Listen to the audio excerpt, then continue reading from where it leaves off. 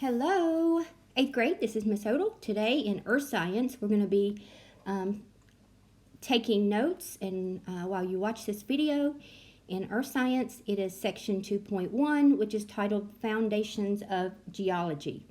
So make sure that you do take your notes. You put at the top of the page 2.1, and make sure that you put this in your binder, and I will be doing a binder check when we come back next week for chapter 1. Okay? All right, let's move forward. All right, so this is coming from pages 28 to 38. We're not going to get to page 38 today because this section is extremely long and it's got a lot of deep information in it, so I want to take it slow. We're going to do half today and half tomorrow, okay? All right, so start with me on page 28 at the same time, and you will see here what is geology. What is the first thing you think of when you hear the word geology? In my mind, I always think of rocks. Well, pretty much that is it, but it's the study of the earth. Now, geology does cover other topics, as you see listed here. And let me just stop you right here and just tell you, you don't have to write all of this information down. I'll tell you what you don't need to write down. And you can also pause this video and write your notes down. When we get back, we'll get back to guided notes so that you'll have those, and I'll have them printed for you. But you can abbreviate as long as it's neat and I can read it. We're good. All right, so here's some other topics. Earth science, the formations of the Earth's features, earthquakes, volcanoes, and erosions. All right, so here we're going to talk about the Earth. The Earth is made up of three major layers, and that is based on their composition, based on what they are made of. All right. All right, so I had a little difficulty there again. Now, the crust, that is the thin outer layer of the Earth, and that is made up mostly of solid rock. Okay? It is the only layer to be exposed and that can be explored or studied, however you want to put that. The thickness is approximately 19 miles. I've seen some books say 20 miles, which is about 30 kilometers. Now, the crust is mostly covered with soil and sediments. Okay, so the crust. Now, let's move on again here with the elements of the crust, because our Earth has important elements, and the most abundant element is oxygen. Okay? So as you can see in the chart here at the bottom, our textbook says about 47% of the Earth's crust by weight is made up of oxygen. This says 46.4, which doesn't exactly round to 47, but close enough. Okay? The second most abundant is silicon.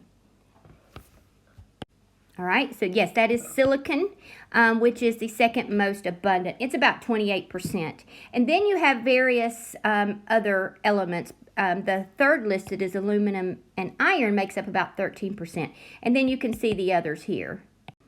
Also on this slide, it tells you about the other elements that I just pointed to, which is the calcium, sodium, potassium, magnesium, copper, tin, lead, silver, gold, and uranium. You don't have to write all this. In fact, you can just write it's made up of other elements, okay?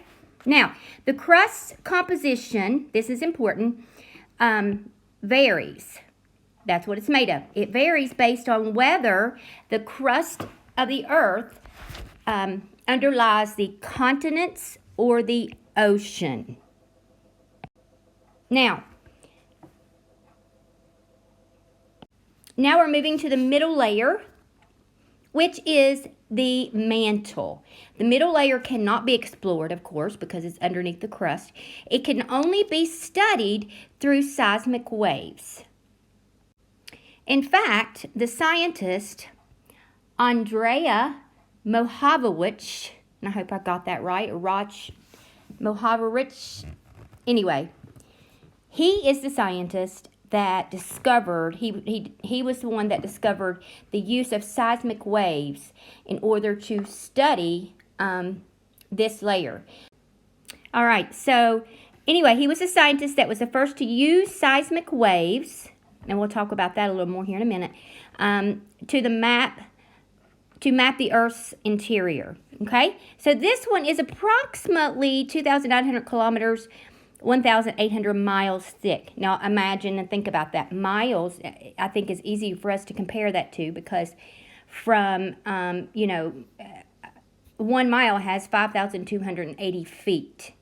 That's just 1 mile that you step. So very interesting. Okay, now the mantle.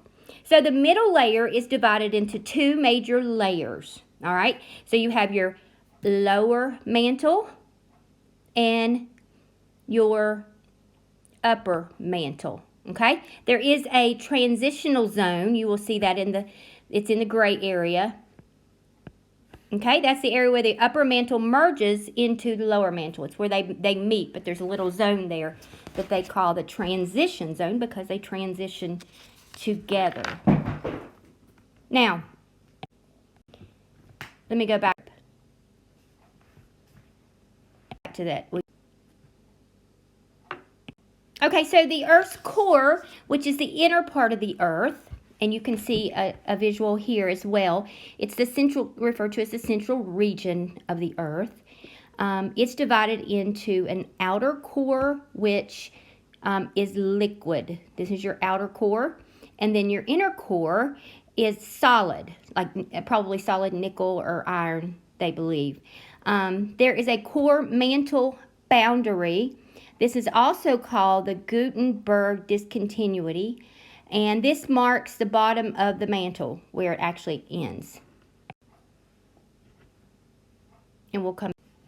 Now, movement of the crust. I actually was going to talk about that a few minutes ago, but I decided to wait. All right, so movement of the crust. Well, first of all, let's reintroduce the theory of tectonic plates, okay?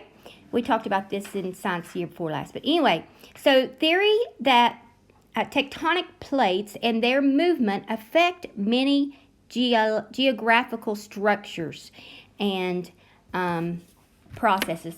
So due to the high temperatures and the pressure within these layers, the rock of the mantle, they don't behave like rocks in the crust. They're different because it's so hot. It's like a thick, syrupy liquid. It moves in slow motion.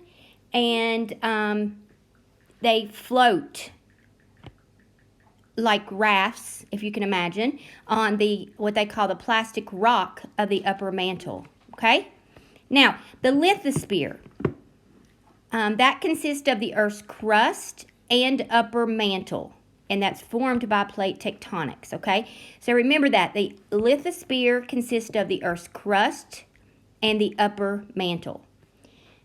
The asthenosphere is the plastic rock. It's what they refer to in the lower part of the upper mantle. All right, so I want to come back to this visual here, and I want you to look at this map with me.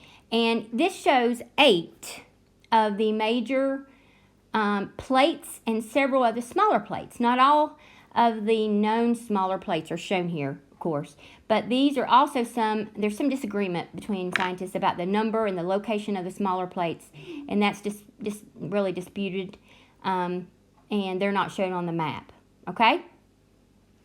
All right, so let's look at some of these plate areas. So first of all, here we have in North America, which, you know, we live here in North America. You have the plates that run like Juan de Fuca plates that run down on the western coast of the United States, down into the Caribbean and into South America. Here's called the Cocoa plate. There's Pacific plates. These are just the major plates, but just take a second and look at all these plates that they are pointing out to you here on the map.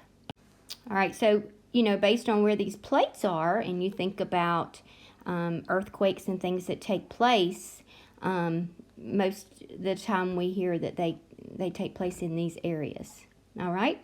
Okay, that's all we have for today. Tomorrow we're going to pick up and on page 33, and we're going to begin talking about the faults and the folds. Types of faults, which we learned about a few years ago, the folds, well, you can look through and see. We get into different aspects of the earth before we actually get into earthquakes. All right, you guys have a wonderful day. Make sure you take notes and post a picture of your notes.